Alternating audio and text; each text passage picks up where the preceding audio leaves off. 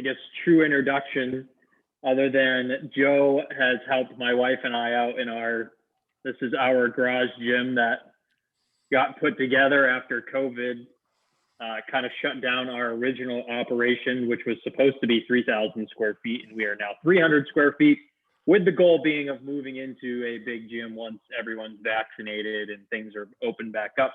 But Joe was very, very helpful for us in the beginning. I've known Joe for, I believe we came down to a number, it was 9 years, I think.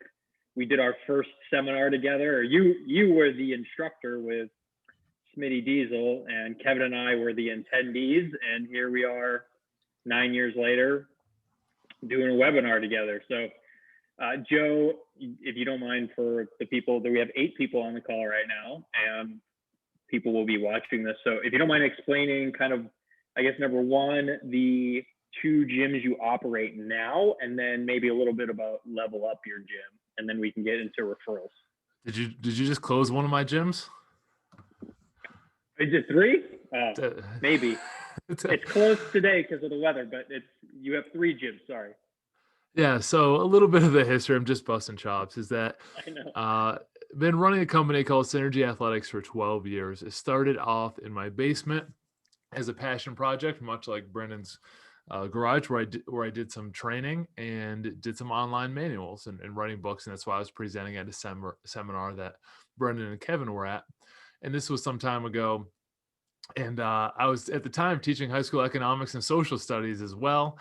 And I was juggling both. And then the gym just got so big and busy that I was able to leave my teaching job and go full time. And then we added another location and another location. And then we got a contract for the hospital group. Then we opened one out of town. So we've been growing like crazy over the last 4 or 5 years. But the first 4 or 5 years I spent just driving around the country trying to learn from amazing people. And the gym owners have been so gracious to teach me a little bit when I get in the training methods, the business methods. And there's a lot of things I wish I had known. And you'll hear that a lot. Like, I wish I knew this when I started. Well, that's what the conversation is going to be like today. I could have easily cut 6 years off my learning curve had I taken the time to get the education required to keep expanding the gyms. But the personal development piece has always been important. A few years ago, I did the Goldman Sachs Business Development Program. I spent a lot of time learning from the hospitality industry because they do such a great job with customer service and referrals and customer experience that we integrate it into what we can do here at Synergy. So we spent a lot of time learning. Fortunately, I had the teaching job, so I had the cushion to fail. And then once I got my feet under me and learned these lessons that I'm going to be talking about with you today, we're able to take off much faster. And do you want to talk about Level Up Your Gym maybe as we go along here? Yeah, I'll just mention it briefly. Okay. I do have a company called levelupyourgym.com now where I share a tip video. It's 2 to 3 minutes every day. It's a free newsletter. Again, it's levelupyourgym.com that I run our business. And my staff wanted an opportunity to share what they've learned. So we've created a platform that has a ton of free content. We do some one-on-one consulting and coaching for gym owners. That's not for everyone right away, but there are the free video tips that my staff gets a lot of value out of sharing our systems here. So I'd really recommend at least getting those. Cool. And maybe later we can go more into I love the level up idea, but we can get more into that. So take it away. Floor is yours. I'll be, side note, I'll be asking questions, but any of the 8 panelists or attendees that we have on, if you want to write your questions either in the chat box or Q&A, I can ask your questions for you to Joe, or you can raise your hand. There's a little raise your hand button, and I will call on you, kind of like take Joe back to his social studies days, and we'll call on you and you can ask your question to Joe right then and there. So we do want this to be interactive, and we'll call on you, and that way we're not interrupting Joe, but have at it. I appreciate that. And I do want to emphasize that please do ask questions. I don't want you to leave this 30, 45, 60 minutes with a question unanswered. I'd be happy to take the time to answer it because we had this big setup at our home office to do this, and the whiteboard I was going to teach from. And then we got a snowstorm. So I'm in one of our facilities that knocked our internet out. And I don't have the whiteboard for you, but I have my notes, and I'm going to do it in Brendan's style where I'm going to share the 10 rules I have for you on referrals and relationships for your gym and members. The reason why I decided on this topic is because it will be applicable to both trainers and business owners. So there's a lot of pieces in this where my staff will ask me, like, how do we elevate ourselves? And there's a cap where if you're a really good trainer, like there's only X amount that will pay per session to have a great session. Now, if you're someone who's a very good trainer and you bring some people in because you provide a remarkable experience, remarkable, referable, and you get more people in, then you are a much more valuable trainer and you earn a lot more and you have a lot more opportunities provided to you. So these are some of the things that I would like my staff to, and we talk about these things a lot. And there's a little bit for gym owners as well, but it certainly applies for both. So I'm going to break into two categories for you today: the member side of relationship building and the community side of relationship building. Now, the member side is something that everyone in this call probably does. Either you're training them or you're running a business that does train people and does support them. So I want to start there. And here are the 5 rules I came up with. I was thinking about this in the car ride down. I know Brennan has his rules book, which I got to read, and does an excellent job. So I like the categories. Let's try to keep it simple with some rules. So here's the biggest thing for building relationships with members: ask questions. And that sounds very simple, but really we like to talk about ourselves as humans. And this is right from, how to win friends and influence people. You need to ask questions. You need to make it about them. You need to check your problems at the door. And you need to be an interactive part of their day. But you're making it about them. You're asking questions about their training experience. You're asking questions about the results. You're asking how they feel from the previous session. You're asking if they have any ailments. You're asking if they're able to accomplish, after a few months, you're asking if they're able to enjoy anything outside of the gym that they couldn't before, which is an awesome opportunity to get testimonial. Like, what's some things you can do now that you couldn't do 6 months ago before you started? You have that conversation with them. You're able to gather more testimonials. They start thinking about all the good things that have come out of their fitness experience, and they're more likely to refer some people to you. And again, I'll get to how to get them to refer people when it comes down to it. But you got to do a lot of good first. So you have to start asking questions and you have to check in with them. Now, as a trainer, I highly recommend getting a system to do this outside of sessions. So if someone comes in and you just talk to them for 30 minutes out of their 60 minutes, they'll start to think that they didn't get a great workout, that they're just there to chat. So at the beginning level, you talk to them at the gym, but you also check in. I will choose. Now, I'm not training many sessions unless we have an issue like 2 weeks ago where we had 3 staff members that had an outside exposure and they were all quarantined for 2 weeks. And now we're half staffed in 3 facilities and all that. But I will choose people from the sessions and I will just check in. How's your workout today? Do you have any feedback for us? I'm not in the session, I'm not training, but as the business owner, I want to know a genuine opportunity for us to improve. And some of our best programs come out from that member feedback. So I'm always asking questions. I'm always taking notes, and I'm always making sure I ask questions, not just to the people I like talking to. You'll probably see this on the training floor. Once you get to train a few people, you're almost magnetically pulled to like a couple people that are just easy to talk to. Well, it's probably those other people you need to talk to a heck of a lot more. So you need to spend a lot of time proactively asking questions. You know what I'm talking about with that, Brennan? Yeah, I can envision a lot of the groups that I have and the certain 2 to 3 people that I always end up gravitating towards because, like you're saying, they're fun to hang out with, they're fun to talk to, and then there's the other people that I might not have that same connection with, that I might be subconsciously avoiding because they might also be a bit of a pain, which is part of the job. But I should, like you're saying, more consciously taking the time or effort to talk more to those people and find out more about them because they have a lot of information to share as well. And you might be getting a biased answer if you only talk to the same person all the time who, if you mutually like each other, they're mostly going to probably only tell you things that they like about the gym and they like about you.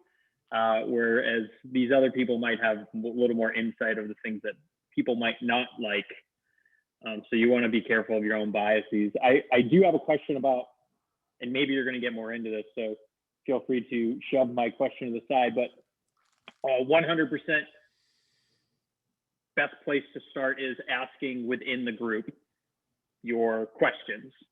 Now, have you found success with using things like suggestion box, Facebook groups, emails, SurveyMonkey, or is that stuff kind of just extras that you end up wasting a lot of time with? So for example, I've used SurveyMonkey before to poll clients, and sometimes it's worked really well, but if you do it too many times, it gets watered down or you don't ask the right questions. Is the best way to take everybody's temperature live in the group. Yeah, so I am a huge advocate of having a private Facebook group. Right now, where we're at, that's the best way to have conversations, where you own the group, the people in the group. Okay. When you post on your business page, it doesn't go out to everyone. In the group, you can tag people. So while those other pieces of technology can be helpful, we've done a lot of listing everything we do, and then as a team, and saying, what can we stop doing? And some of those items were on there, like they're good. Like we could do Google Survey, we can do SurveyMonkey, but it doesn't get as much juice for the squeeze as a lot of the other things. So we focus on our email, and we focus on our private members Facebook page, where we'll start a conversation. Now, the reason why we do emails is people might not be comfortable with a critique in a public place, like a even private Facebook page, even though it's it's public to the other people in the group.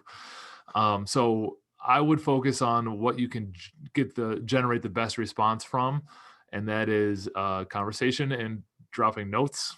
All of our trainers have a little notepad that lives on the wall by our gym, like a half wall. So during a session, they can drop a little note because they'll forget by the end, then email, and then your private Facebook page. So you're not spreading it too thin.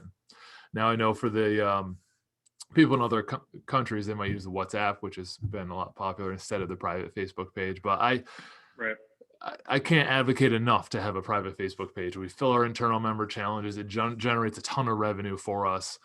Huge missed opportunity if you don't have one of those. Usually we will sell out our internal challenges before we even send the email from our private Facebook page now. So that's a great place to ask questions. And I should have had up on my screen now that you mention it. Our community manager, Krista, is one of her jobs is to ask one question a week in our public our private Facebook page. So it could be, what's your favorite exercise? It could be, what's your favorite synergy story? So they're all leading to a longer conversation. In that private email that you send people, you said, I heard you say, so I love I don't even know what book or whatever this is from, but there's what should we keep doing, what should we stop doing, and what should we start doing? Is that your big three questions for people when you send the private email so it's more anonymous? Yeah, so I will ask questions like that. Let me see if I have a sample. I was just doing it the other day. I will bring one up on my screen. Great. So I just sent one called, the subject line was your session this morning. So I went through our roster for 6 a.m. across our 3 facilities. I didn't close one, but across our 3 facilities. And I grabbed 2 people from each facility and sent them this email. It says, hi, every week I like to touch base with a couple members at random just to see how we're doing. And I say at random so they don't feel like I'm out to get anybody. I'm just, it's at random. Right. We're always looking to learn, improve, and some of the best ideas have come from member feedback. How was your session today? Simple thumbs up or any tweaks or suggestions would be awesome. Have a great weekend, Joe. So I sent that on Friday. And so I sent that out to maybe a little more than 2. I think I had to send out to 11 people and got some awesome feedback, got some feedback that I needed to know that I need to work on with one of the staff members. But they also, how you take the feedback is going to be very important to your members. So it's usually anonymous and you genuinely want to improve. It's not like, hey, I'm looking to get somebody. It's like, no, hey, you got any tweaks for us? We want to make this right so we can share best practices at this Wednesday's trainers meeting that we have. So you make it not threatening in a way to ask questions, get feedback. Great. But yeah, to circle back to what you're saying about the people you gravitate towards, do a little audit of yourself during sessions. You'll probably gravitate towards the people that are asking questions about you, and you're speaking about yourself more often. And it takes Yeah. it takes a little bit of energy, a little bit of inertia to go over to someone who is a little bit more introverted and then have a mini conversation with them that they're comfortable with. But you got to do it because it could mean the world to them. Maybe they haven't had that conversation all day, especially in times like we are in, where a lot of them are working from home, and maybe they're working at home. I know some members are in this where they're just by themselves all day long. So asking Yeah. questions is going to be very powerful for you, especially right now. It's very easy as a coach to get complacent with the same people that you've been working with all the time, especially like we were talking about, you bias to certain people because certain people are more exciting to hang out with, and you don't necessarily want to work that hard because like you're saying, it takes extra effort and extra work to go out of your way to force or make conversation with people who may not be so conversational. But it's worth its weight in effort. So I'm saying that out loud. I'm saying that out loud to remind myself that that's something that I need to do. So great. Okay. So I'm going to get to number two. I'm going to give you one tactic though, before I shift to number two. And that tactic, if you have a staff, simply say, whether you use Slack channel or your trainer's page or an email me 3 facts about members today. So you're checking in and they're actively talking to people. And the next week, email me 2 things about a different member. So you are instilling the power of talking to multiple people. So that's your tactic. If it's other members, if it's just you should keep a note of what their kids do, what they're interested in, so you can have these conversation topics, especially when you're serving a larger audience. Heck, you'll forget and you don't want to. Okay, second rule, solve the exact problem that they came in for first. This is something I screwed up earlier on because I was a training nerd. I love training. I love getting people the results that I know they want, but they might not come in with the right verbiage to tell me that they want those goals. I'll give you an example. Someone could put down a health form or a goal form. I'd like to burn more belly fat. Can I do more crunches? Now, that's the problem that they have right now, isn't the crunches or the belly fat. It's their understanding of the exercise selection. And you can't say, no, you are wrong. That is dumb. You cannot do crunches to burn belly fat. There's no such thing as spot training. You're only using small muscles. It's not burning enough calories. They don't know whether they should trust you or not, or all the magazines that they see in the grocery store aisle or all their Facebook page ads. You need to meet people where they're at by solving the exact problem that they came to you with. Then you have the trust. Then you can lead them towards the truly a healthier and longer life. But you have to meet them where they're at first, and you can't turn people off by saying, you know what, I know better. You should. You need to prescribe things and lead them to where they want to go. And usually we'll have a conversation like, yeah, we can absolutely add more crunches, even though it cringes for me to say a little bit. But how about this? We do some compound exercises too, because I think burning some more calories using the bigger muscle groups will really help you out towards your goal. Does that sound good too?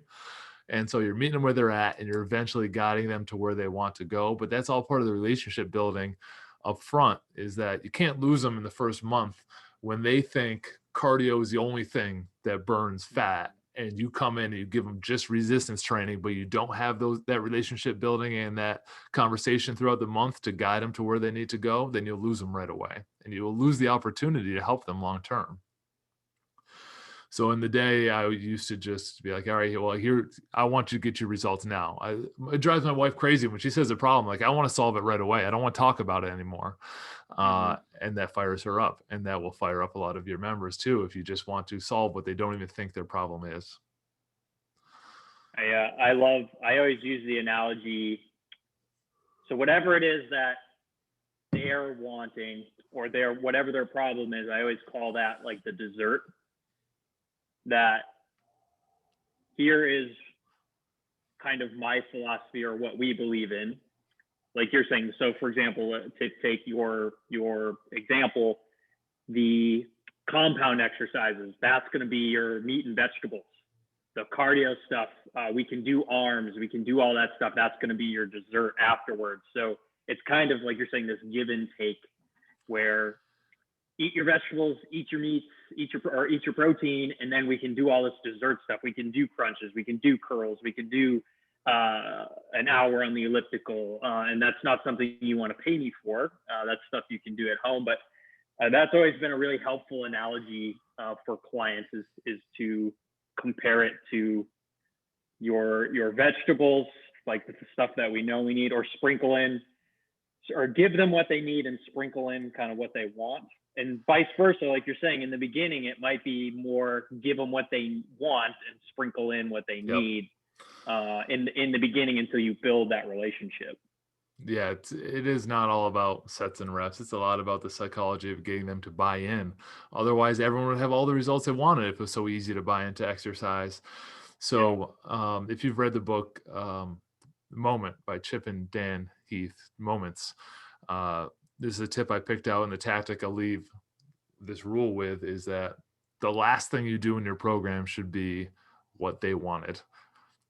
And I'm talking about the last thing in the extra, because that's what they'll remember when they walk out the door, and you get to do all the other important stuff as a trainer they need to do. But in the Power Moments, they did a lot of studies. People remember like the peak of an experience and the last bit of an experience.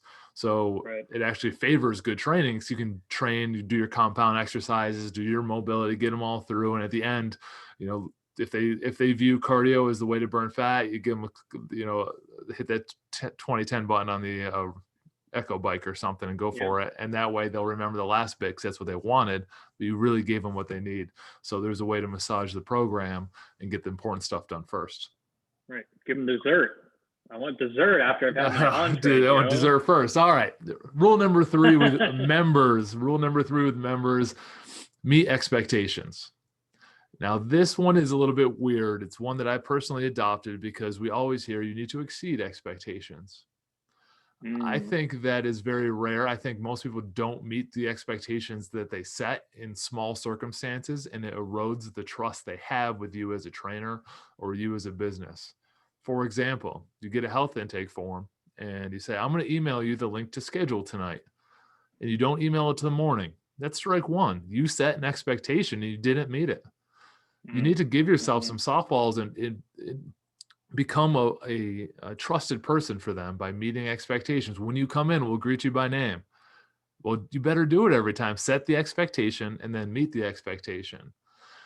So the only reason why you would exceed, quote unquote, exceed expectations is if you never bothered setting them in the first place. Like, you set them high and then meet them. Like, you got to meet them. You got to hit your deadlines, hit your dates, do what you're going to say, do exactly what you say you're going to do.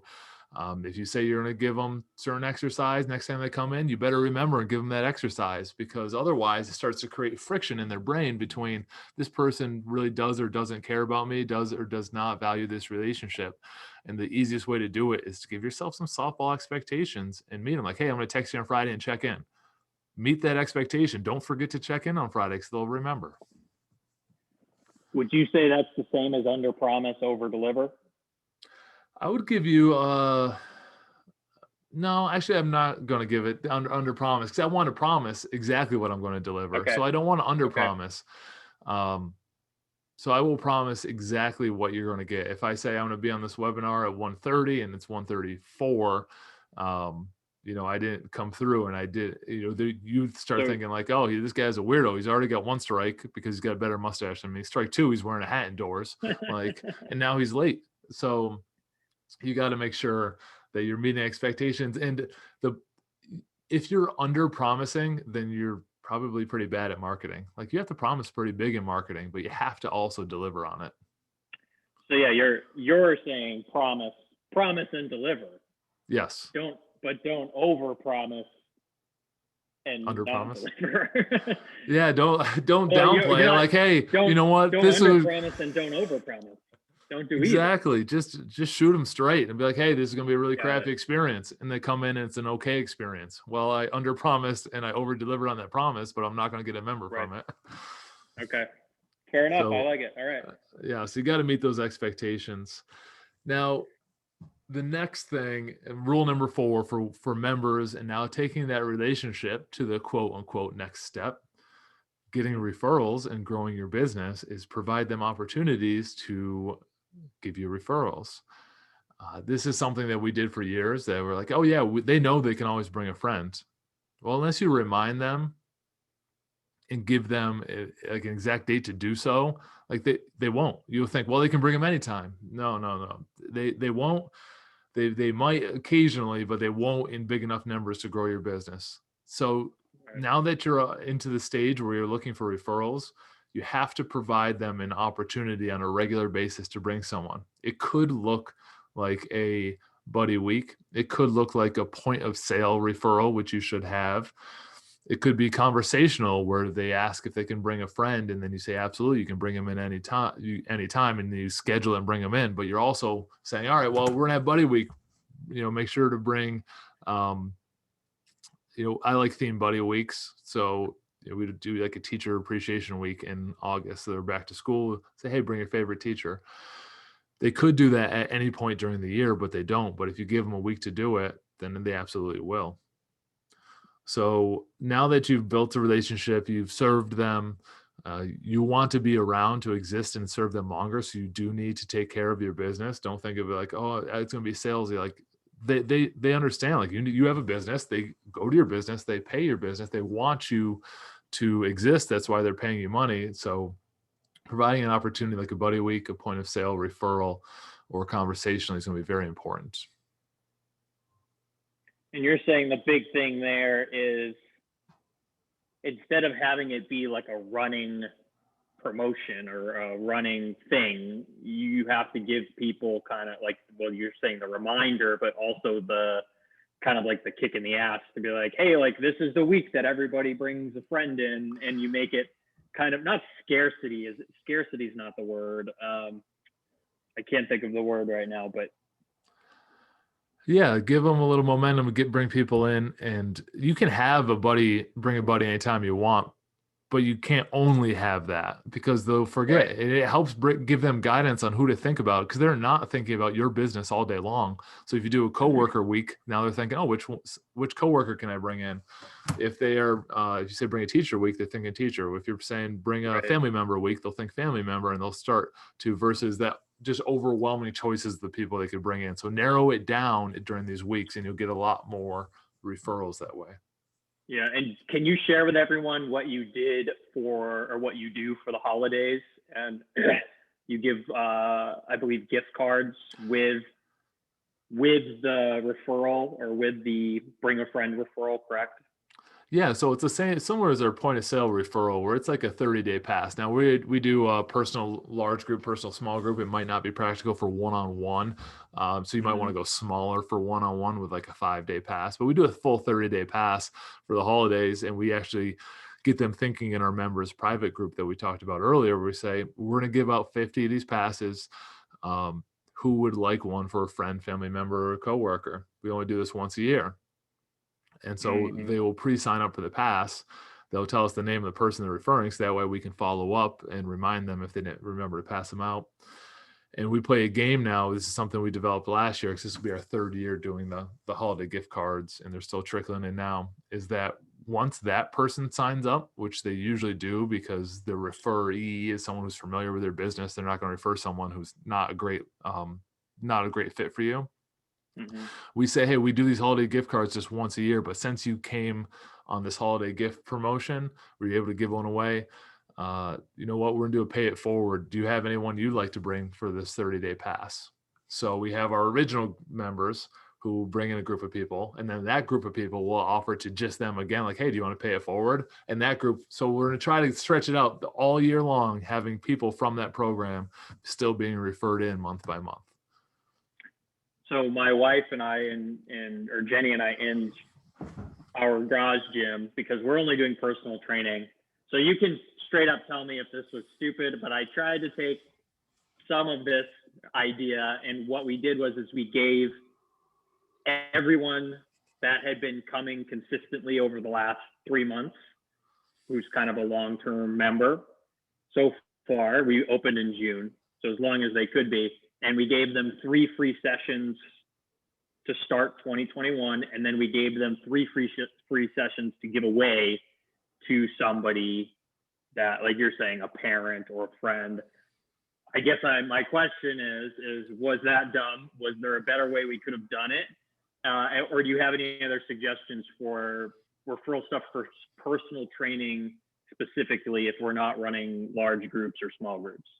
Yeah, get some, give some is a common one for personal training. Like you did, you get 3, they get 3. Um, we have found that clarity trumps the size of the gift.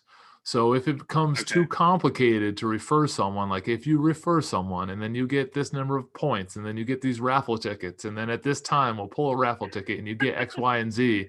And I'm overemphasizing a little bit, but I see this a lot in gyms where it's so complicated to refer someone. Say, hey, an easier way would probably be, hey, do you have anyone that wants 3 free sessions? We'll give them a pass. And then if they do give the pass, then on the back end, you can say, I really appreciate that. How about I'd like to give you 1, extra free session this upcoming week.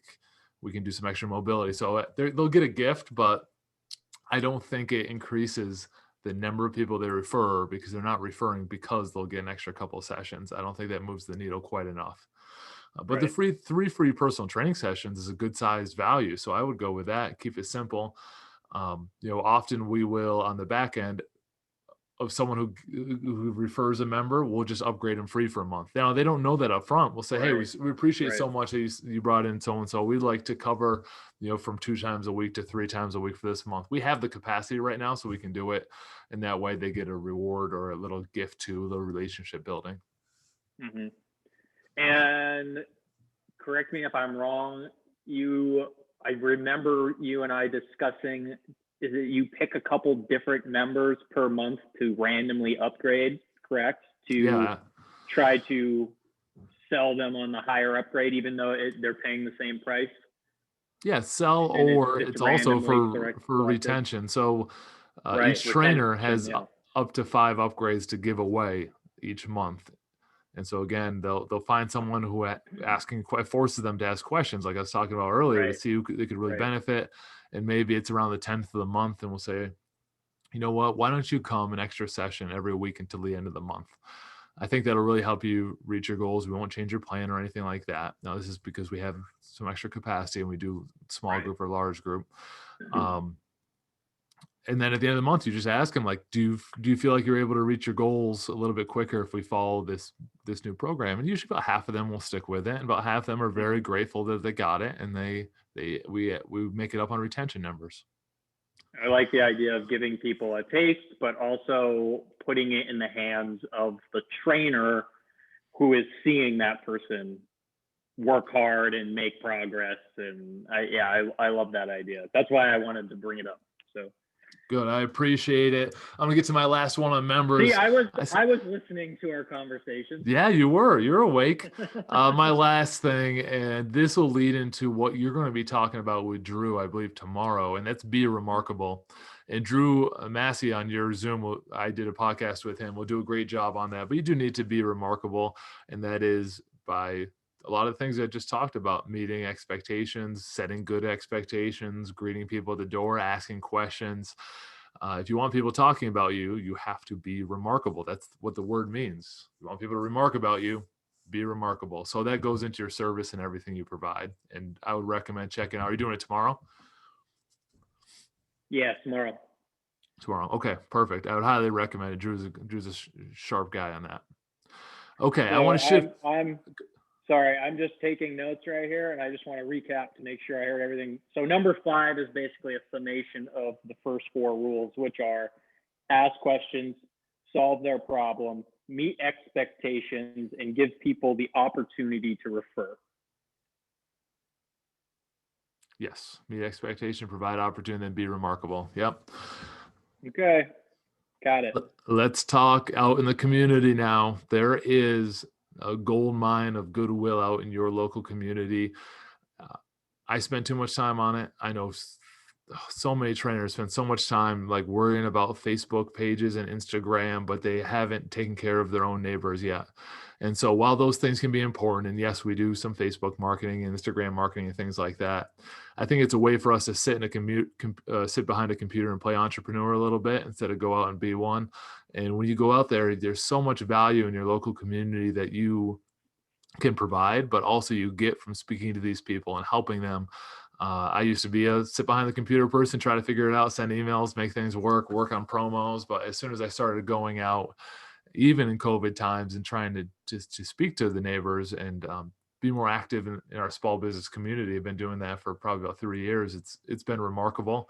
I think it's 2019. I was by our chamber awarded Small Business Person of the Year, and it was just because I went around and talked to people. Nothing to really sell a promo, because that is my first rule for community engagement is ask questions. It's the same rules with members. Go and ask some people some questions about their business. Maybe they don't have your target demographic. Maybe they do. You don't know till you ask. Maybe it's their employees that you could serve. Maybe it's their members or patients. Maybe they have a problem that you haven't thought about that you can help solve.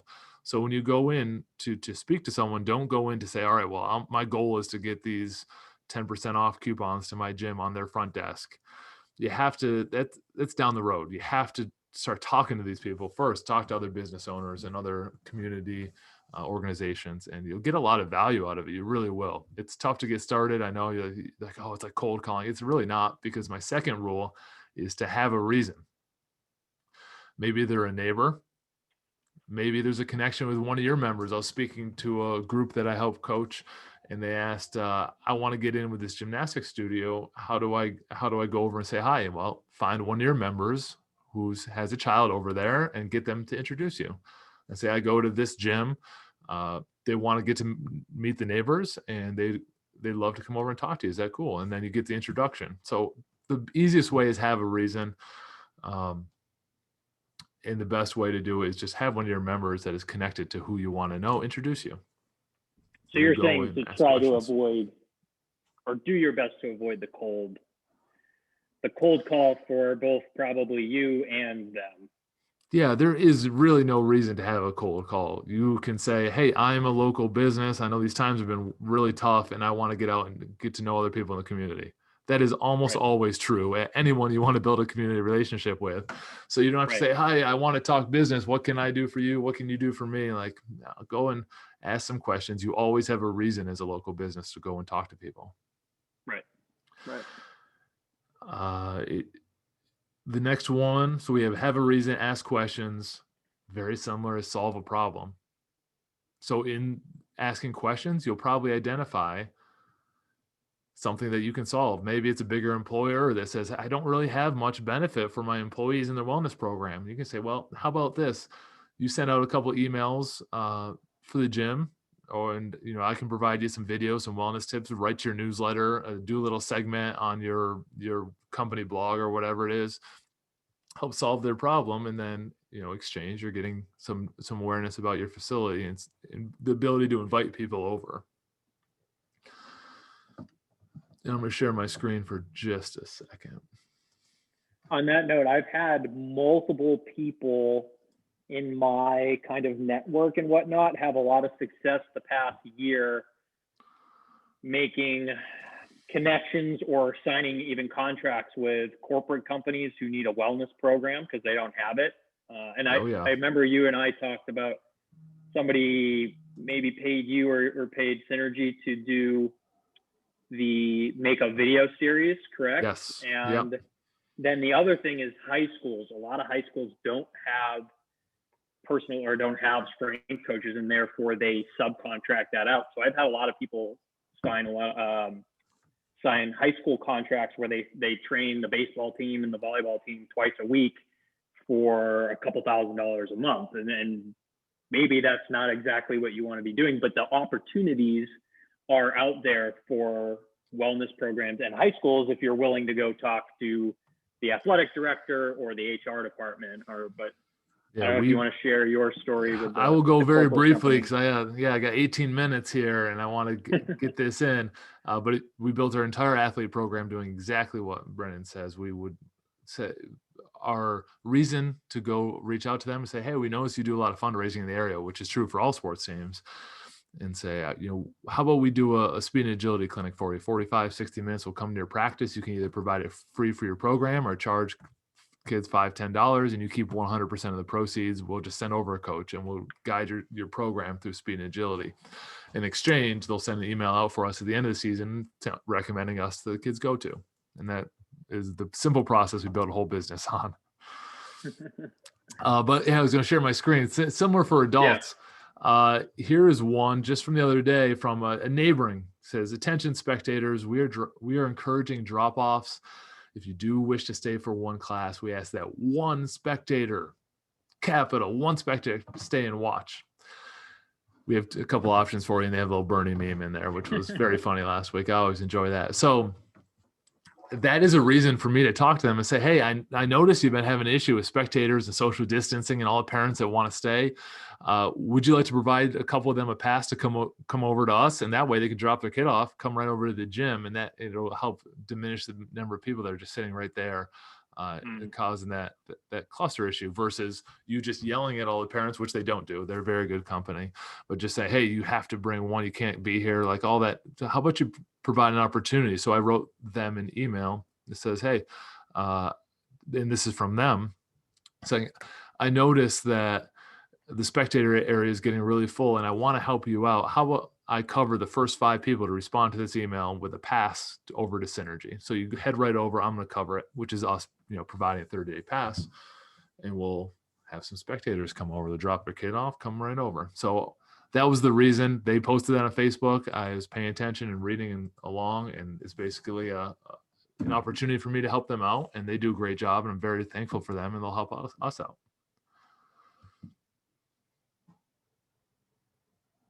Love it. Okay. I'm on number 4 already. Set up a follow-up time. This is true for members too, but this is definitely true for communities. You have to use permission-based marketing, which you go in and talk to them. You can ask questions, and maybe you don't have a solution for them right away. You say, you know what? How about I think about this? We might have some things that'll work out, but I'll think about it and get back to you in the next 2 weeks. And it goes back to setting and meeting expectations. But now they know I'm going to be setting up to them. Don't say, hey, I'll get back to you when. Now they don't know. And now you haven't set up a follow-up. So set up follow-up times to revisit and just incrementally get to know them a little bit better each time. Don't leave without a date to follow up in some way. And if somehow you do, at least follow up with an email and try to get another time to follow up and learn more or give more or understand them a little bit more. And my last rule for the community-based relationships is do good in your community. Now, this one isn't as measurable as a lot of the other marketing tactics we use. It's an excellent book I recommend called Go Giver. It was handed to me by one of my early mentors, where you go to give help first. We did a drive-through trick-or-treat. I think you and I were discussing it because this year a lot of the kids couldn't trick-or-treat. We have a huge parking lot that has an entrance on one side, exit on the other side. So we lined cars every other parking spot. So community members could drive through the middle and they could get do their trick-or-treating with their kids. Kids are all dressed up in the cars. Someone decked out their truck just like the Ghostbusters truck. It was awesome. We ended up with tons of media coverage, and it took off. I thought maybe we'd have 30, 40 members do it. We had a line out and down the parkway by us. We had to have police come and like direct traffic. It was hundreds of people came through our parking lot as we did good in the community. And right. It doesn't always have to be like, do this, I get this, but you'll be surprised at how much it comes around if you're listening for opportunity, asking questions, giving help, and doing good in your community. I think the big point there is that you helped the community. It wasn't only your members that it was exclusive for. I think that's the most important thing for me to hear, is that doing good for a whole host of people who might not even use your services ever can only benefit everybody, and it always ends up being a return somehow, some way down in the long term. Yes, and the return is this, that members want to support a company that does good in their community, whether those people you were doing good for can or can't. And really, as a business owner and as a person, you should want to do some good in your community, and they're providing you the opportunity to do it, so you might as well take it. But the goodwill you get from your members for seeing you out trying to support and help others is invaluable. Awesome. What I hear from this whole presentation is that opportunity is everywhere. We should probably just stop looking for it on the internet. There can be a little bit of opportunity there, but I think too much time is spent searching for opportunity on the internet and not enough in person with our members or in our community. So I love that. I took a lot of notes. I'm going to translate these notes and put them up with the webinar, and I will shoot those notes to you as well. And if you have any like collateral that you can share, like flyers or like the referral cards or whatever, I'd love to share that as well. And then that way we can get everyone your information, but also the ideas there. So do you want to take a couple questions? I would love to take a couple of questions. Okay. Yes, fire away. Let's do it. Attendees, we've got Amy, Jason. Jason, I know Jason's a good buddy of mine and a client. He comes and trains here. So Jason, I expect a question from you, or else you're doing extra sled pushes. Or Jason can tell me if Brendan's been doing a good job asking questions, or he just talks about himself. I'd probably just talk about myself the whole time. Jason, don't say anything. We got Michael, we got S. Morris, Vanessa, and Zachary. I'd love to hear from any of you. We also have someone who's a call-in listener. Nice. So what do you got for Joe here? I know Joe, he can answer anything. It just doesn't have to be on his 10 rules. I'm old. That's why I'm wearing the hat. I have like 8 hairs left and they're all gray. And they're all on your mustache. That's right. Way more. Yeah. And don't forget, he's got 3 gyms, not 2. Don't. At least. At least, allegedly. I don't know if that's to be true. What do we got? Come on. Someone's got to have some questions. It can't just be me peppering Joe here. Jason Smith has a raised hand. Yeah, there he is. Jason. Allowed to talk. Jay, you're up. Hey, Joe, this is Jason. How you doing? Great, Jason.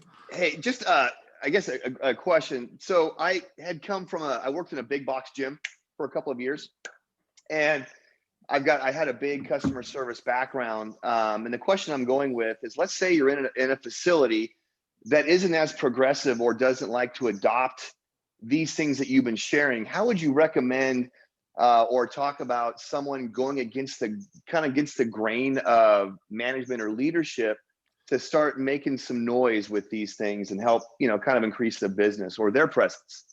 Yeah, if that makes sense.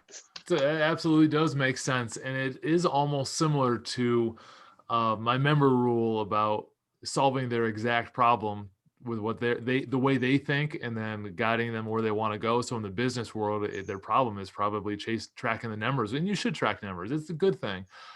But if you can somehow relate these tactics that you come in with the numbers that they care about, retention, referral numbers, new members, your length of stay with the retention, they're much more likely to listen to you, and they would be insane not to want to track those numbers. And you might go about it a little different way, but you have to get a little leeway with them. Say, all right, let me try this for 30 days. And if it doesn't work, you let me know.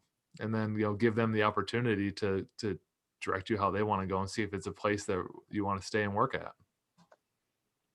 How much, Joe, do you think, I'm going to piggyback on Jason's question, how much of it do you think it is, though, is that you also need to view yourself as your own business when you're working in a place like that?